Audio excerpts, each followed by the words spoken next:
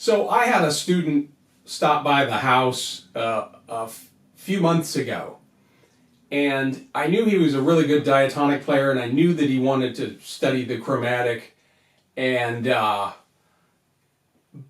I began to just kind of think, what can I assign this guy? Like, I may not see him for another couple months. What can I give him to be working on? And I didn't want to overwhelm him with a bunch of different types of scales in a bunch of different keys. I didn't want to do that. So I thought of this exercise. What if we just work on the C major scale, then talk about 3 of the most useful modes that are generated by the C major scale. Now, if you're looking at the title of the video and I talk about 4 modes generated by the C major scale, you probably know that the major scale generates 7 modes actually. But I am choosing what I consider to be, for the kind of music that I play and that most of us play, these are I think the most important modes that you could play. Now, it's interesting that you could take one major scale and effectively begin to learn 4 different keys. So let's just talk about that real quick. The Ionian mode. The major scale itself has a modal name, the Ionian mode. You'd have to be a total nerd to refer to the Ionian mode in a normal conversation with another musician. It's just the major scale, but that is its modal name. So that is also kind of the basic scale that we're learning in order to learn the other scales. So if you know anything about the modes, you learn the parent scale, and then each scale degree of that major scale will produce its own tonality. So effectively, when we learn these 4 modes, we are learning to play in 4 different keys. So the Ionian mode, we're playing in the key of C. The Mixolydian mode, we are playing in the key of G. And then the Dorian mode, we're playing in the key of D minor. It's a minor tonality. And the Aeolian mode is also a minor tonality. We are playing in A minor. So for the blues harp players, let's talk about positions. Now, I think most serious chromatic players kind of back away from using position numbers. They just talk about whatever key they're playing in. So if they're playing an A flat, they're not going to give it a position number. They'll just say that the key of A flat. But real quick, let's just talk about position numbers. So the major scale, or the Ionian mode in the key of C, that's first position. The Mixolydian mode is second position, or cross harp, right? The key of G on a C harp. And then the Dorian mode is, of course, the key of D. That is third position. And I hope, if you're a blues player, I hope you're kind of making the connection here.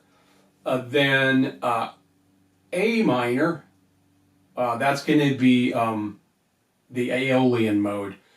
A minor is going to be fourth position. So that's relating these 4 modes to position numbers. Let's go ahead and get started with the mechanics of playing the C major scale. Of course, there's no sharps or flats in the C major scale, so we don't have to touch the slide. Pretty intuitive breathing pattern starting from hole number 1. We just do blow, draw, move up a hole. Blow, draw, move up a hole, blow, draw. By the time we get to hole 4, the pattern reverses and we do draw, blow.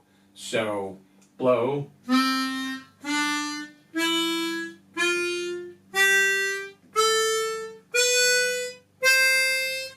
That's the basic breathing pattern you'll find if there's a little booklet that comes with your harmonica. It may get you started to play that. You could take that breathing pattern on a diatonic, start on hole number 4, you'll get the same major scale. So I consider there to be an optimized way of playing the major scale that reduces the number of breath changes, and it really increases the sense of flow as you're playing the scale. It gets us using the slide. We're playing the chromatic harmonica, we might as well use the slide. So when we get to hole 2, instead of making the breath change, we just use the slide and continue to blow on hole 2. And so now instead of changing the breath every scale degree, we've got 3 blow notes in a row, E, F, and G. Those are all blow notes. When we get to the last 3 notes of the scale, A, B, and C, instead of blowing on hole 4, you could continue to draw on hole 4 and use the slide. So the whole scale using the slide for F and for C.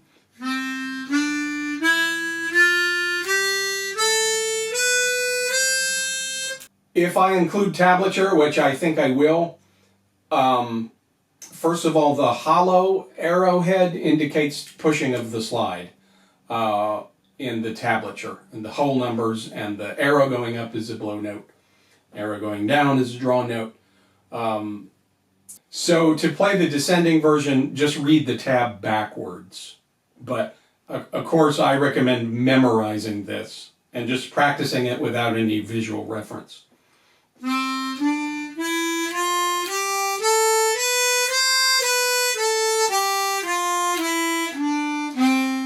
Absolutely foundational, I think, to learn the C major scale with the alternate F and C. Now, this is especially important because we're going to be playing in 3 other keys and using this exact same alternate F and C for each of the tonalities. So let me demonstrate the next one, which is the Mixolydian mode.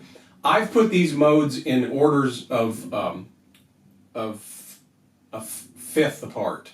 So we're going C to G to D to A.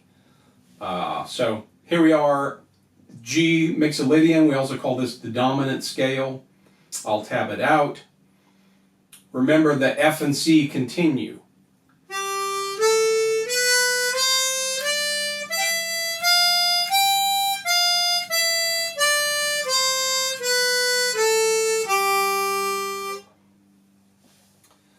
The next one is D Dorian, and again alternate F and C.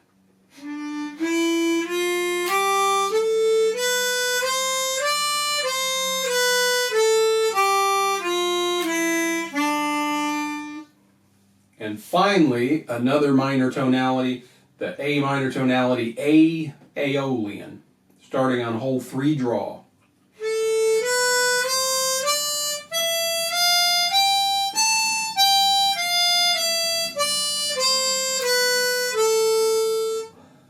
So there you have it. I kind of ran through those a little bit quickly, but you've got the tablature, you got the basic idea. You could take this C major scale, learn the optimal way of playing the scale with the alternate F and C, then apply that to G Mixolydian, same set of notes, we're just starting on the G, then starting on D, then starting on A. So there you have it, 4 tonalities, useful, I consider useful. Now, what about the other modes? If I was going to choose 5 instead of 4, I would say the Lydian scale as a colorful alternative to the major scale, but I think these 4 scales are a good place to start. If you like this video, give it a thumbs up. You might consider subscribing. Leave me a comment, hopefully a positive comment.